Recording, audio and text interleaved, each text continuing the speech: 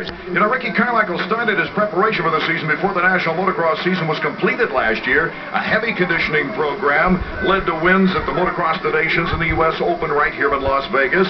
He was anxious to capture the lone remaining title that eluded him, but the sports icon Jeremy McGrath stood in his way. He's a great rider. It's not, you know, it's not that he's just good mentally. He's a good rider, period. So that's why he's tough to beat. You know, I think Jeremy gets tired of the press making such a big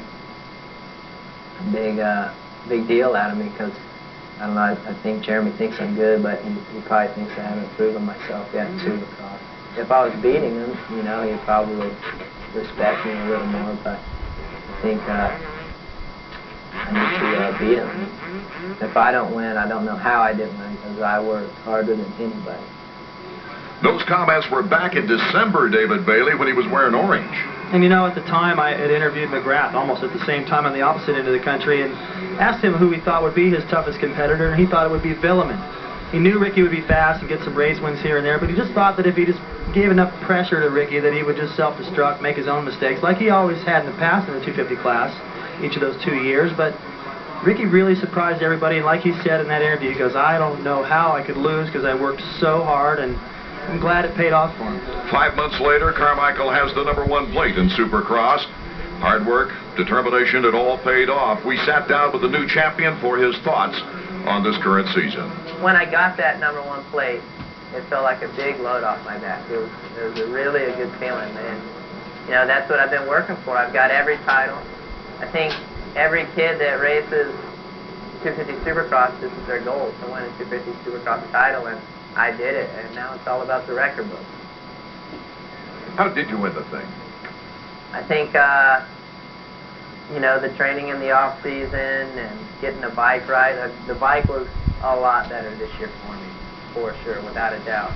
And I think, you know, the two combos and starting to win consecutively like I did, that's how I won it, and being mentally strong. And I suppose it made it even better beating Jeremy before anything happened to Jeremy or he retired. What about beating Jeremy, the feeling? Okay, well, you know, beating like earlier in the year when I was winning all these races wouldn't be awesome to win if I didn't win the title. It wouldn't mean nothing to me.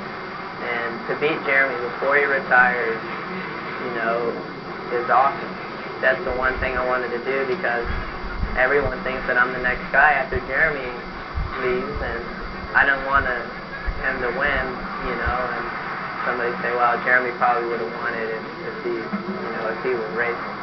So now that's not the case anymore, and, you know, I'm happy to be the guy that, you know, to get the championship from him, and I put a lot of time in, and in the back of my mind, I knew I could do it. It was just a matter of when it was going to happen.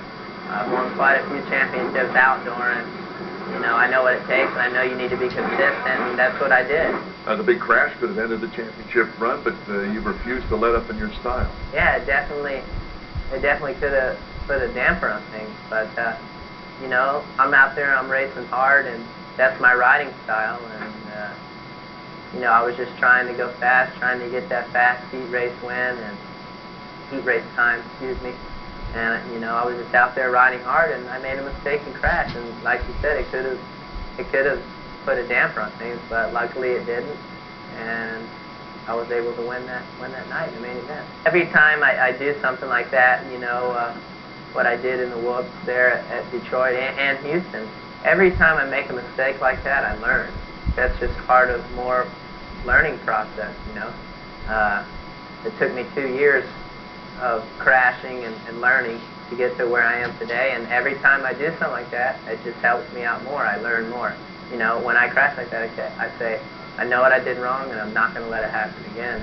And that's what I do. I learn from it and try not to let it happen.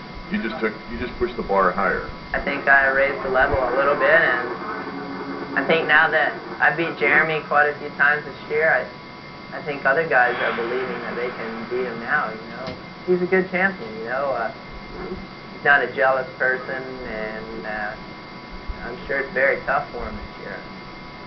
You know, but he's kicked everybody's butt for a long time, and everyone is, you know, I felt not good the last 2 years in Supercross, and you know, I can only take so much of that.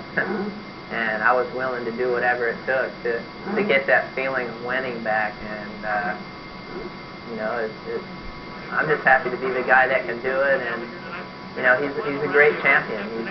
He's handling it really well, and you know, he's being a good sport. Like somebody asked me yesterday, are you worried about the 13 race streak? And I told him, you know what? I'm just going to go out there and try to get the whole shot and see what happens. I haven't pressed the issue on anything this year. I let the race start and take it as the cards fall from behind and try to work and pass people. You know, and that's the thing. I'm not going to go out there and try to ride crazy and try to win 13 races in a row. I'm going to get out there and try to get a good start and try to win. And if I can't, well, then I'll take second. But, you know, I don't want to. And like I said, I'm not going to force anything. I'm just going to let everything come to me. Ricky Carmichael won at every level, including mini bikes.